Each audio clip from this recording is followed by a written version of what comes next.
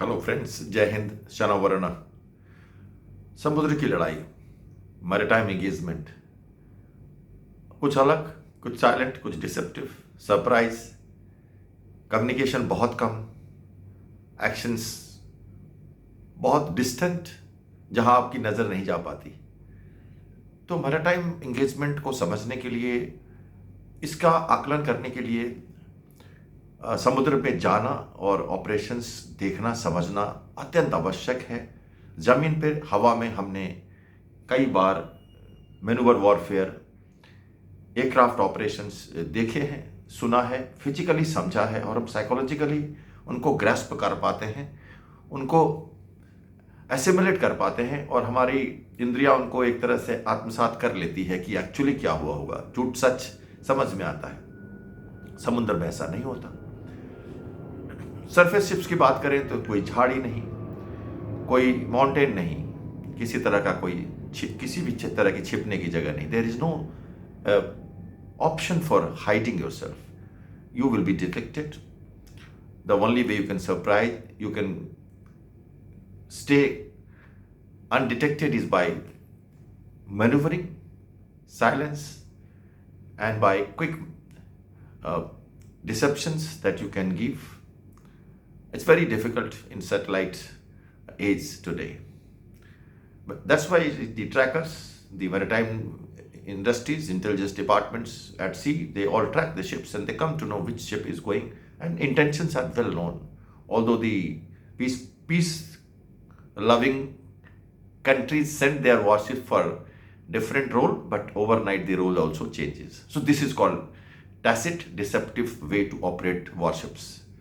Underwater, yes, this submarine is highly lethal platform, can hide and really hide, and that is why it is a very potent weapon platform. And once it is around, it is in the area, it's a credible deterrence. It actually denies the movements of the ships. Merchant ships don't dare to enter the submarine operating areas in case it is known. So that is as good as taking shelter and being very very in advantageous position, like it happens in jungle warfare, mountain warfare, things like that, where the natural resources are taken care of for hiding, for maneuvering, and finding the advantageous positions. तो ये बहुत ज़रूरी है. And second thing I want to tell you about sky air force.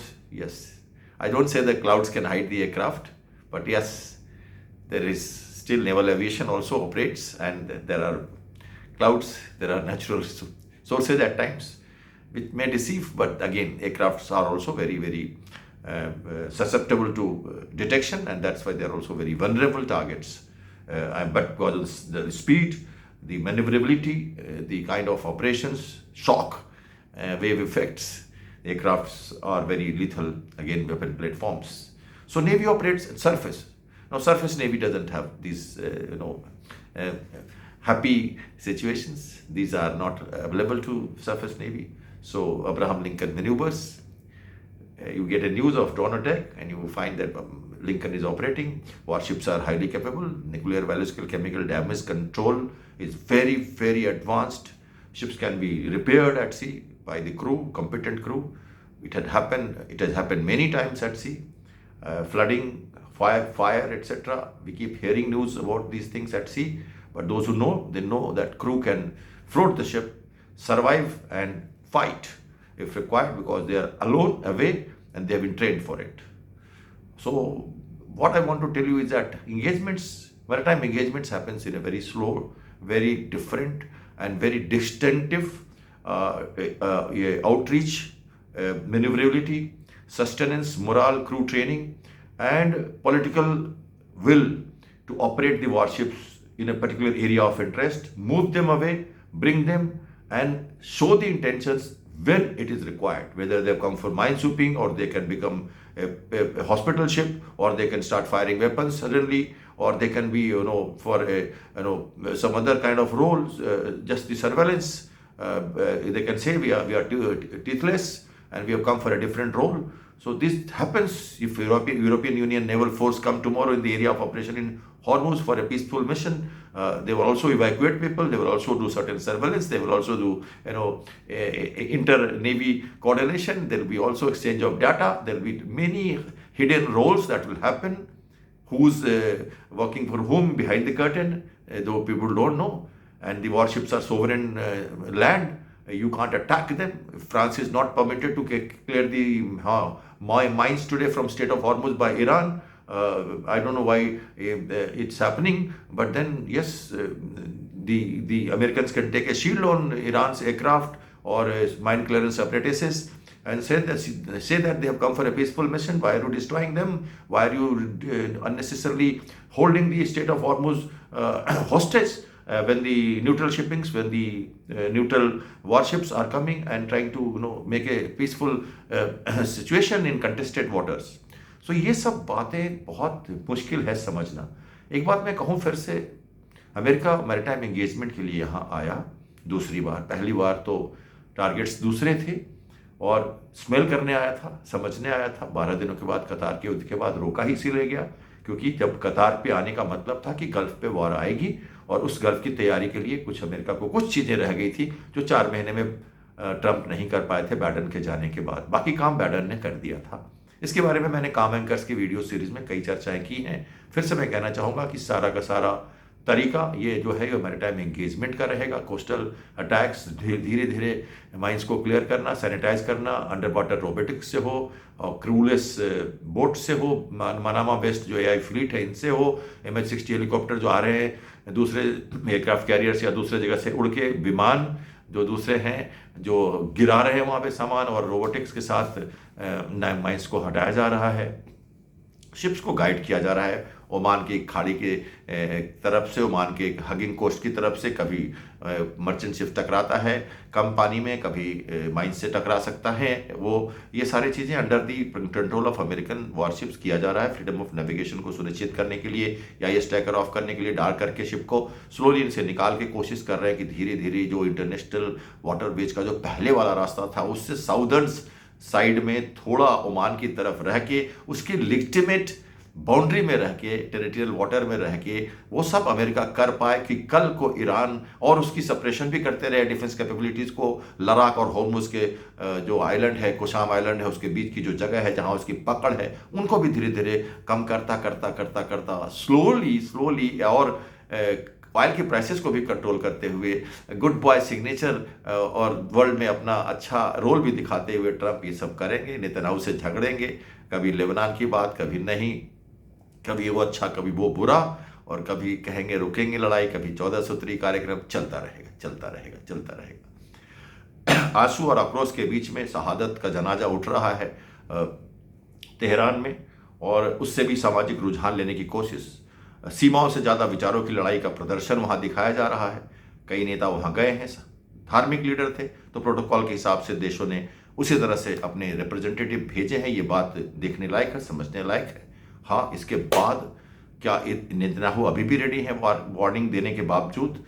Trump ने मना किया है अभी हम नहीं लड़ेंगे, हम 18 अगस्त तक वेट करेंगे. हमारी न्यूक्लियर डिएस्केलेशन की जो बात हमने डाली है ईरान के माथे में, उसे देखना है. एक बड़ा केक है, ऊपर से खाना है उनको धीरे धीरे नीचे. पहले वो सीज फायर हर लेवल पे, लेबनान में भी और हर्मुज में भी, और दूसरा फिर उसके बाद फ्रोजन एसिड्स, और उसके बाद क्लियर करना, सैंक्शन हटाना, फ्रोजन एसिड्स देना, पैसे देना उनको, और वो क्या खरीदें कैसे खरीदें उसकी छुट्टी उनको, और उसके बाद फिर हॉर्मुज की बात, और उसके बाद न्यूक्लियर डिस्कलेशन की बात. ऐसे करके नीचे जाना है. ऊपर से कि कोई खा ही नहीं रहा, पहला ही परत अभी तक नहीं निकली गई है, तो हलक में उतरेगा ही नहीं किसी के. और time pass, smelling the ground, समझना एक दूसरे को, न्यूट्रल शिप्स को आना, न्यूट्रल वॉरशिप्स को भी आना, धीरे धीरे सारे देशों को इन्वॉल्व करना और लंबा खींचना. और ईरान को भी तेल कुछ ले जाओ कुछ न ले जाओ, कभी रोको कभी न रोको. और ओमान को लगातार कभी धमकाना कभी समझाना. ओमान भी ईरान के साथ बातचीत करता. अरे भाई, बातचीत से निकलेगा क्या? व्हाट विल हैपन जब उसने एक पूरा अथॉरिटी बना ली, हॉर्मुज की एक बड़ी पार्लियामेंट में अपने को उसने एक निर्णय लेके एक टोल टैक्स की रिजीम बहाल कर रखी है. स्ट्रैटेजिकली वो चाहता है कि ओमान के साथ बातें करे, पर ओमान बात करता भी है नहीं भी करता, और एक तरह से अगेन डायलेमा डिसेप्शन में रह रहा है. जेडी वांस गए गल्फ कंट्रीज में, 6 कंट्री को फिर से हाथ में लेकर उन्होंने स्टेटमेंट दे दिया है. और चाहे थोड़ी बहुत खड़प आप सुन सकते हो और सऊदी अरबिया और अमेरिका के साथ, all this is actually again on paper या आउट ऑफ फ्रेम इनका कोई रेलेवेंस नहीं। जीसीसी खड़ी है साथ पूरी तरह से, और अब ईरान को फिलहाल फिर से 4-5 दिनों के बाद शायद टैक्टिकली अपने आप को डिफेंड करने के लिए प्रिपेयर करना होगा। अमेरिका शायद हॉर्मुज के पानी के उबाल को ठंडा किए बिना नहीं हटेगा। ये स्ट्रैटेजिक एम उसका वही था, वहाँ से शुरुआत हुई है। ये बाकी सब इनविजिबल एम है, regime change, nuclear deescalation, missile basing capacity को नष्ट करना, ये सब बातें एक तरफ, और हॉर्मुज पर फंक्शनल कंट्रोल जीसीसी का एक तरफ। मैं यही कहने के फिर यहाँ पे ख़त्म करूँगा। That is the main crux of the whole story, and Iran has to understand this. Iran has to withstand the pressure or find a way out to resolve this and a safe escape. Otherwise, sustaining for longer, obviously it is not in favor of Iran, but it still can be sustained by USA. So let us hope for the peace, for the world, and the good things prevail after 4-5 days, and the Khamenei's Supurde Khak जो कर रहे हैं उनको वहाँ की जो जनता वो निपटाए ईरान अच्छे से, और उसके बाद एक नई विचारधारा के साथ ईरान आगे आके टेबल पर कुछ नेगोशिएशन करे और सारी बातें मानकर एक दूसरे से समझकर मिड पाथ में आए। अमेरिका वहीं रहेगा, दूर से आया है, कुछ सोच कर आया है, और ईरान का वर्चस्व, खलीफा का वर्चस्व जीसीसी को मंजूर पहले से नहीं था और आगे भी नहीं रहेगा। इस बात को मानना है, ये रूट कॉज है, इसे हटाना जरूरी होगा किसी न किसी तरह से। तो ये वजूद की लड़ाई है, और ज़मीन की लड़ाई ज़्यादा नहीं, वजूद की लड़ाई है। Thank you so much for watching.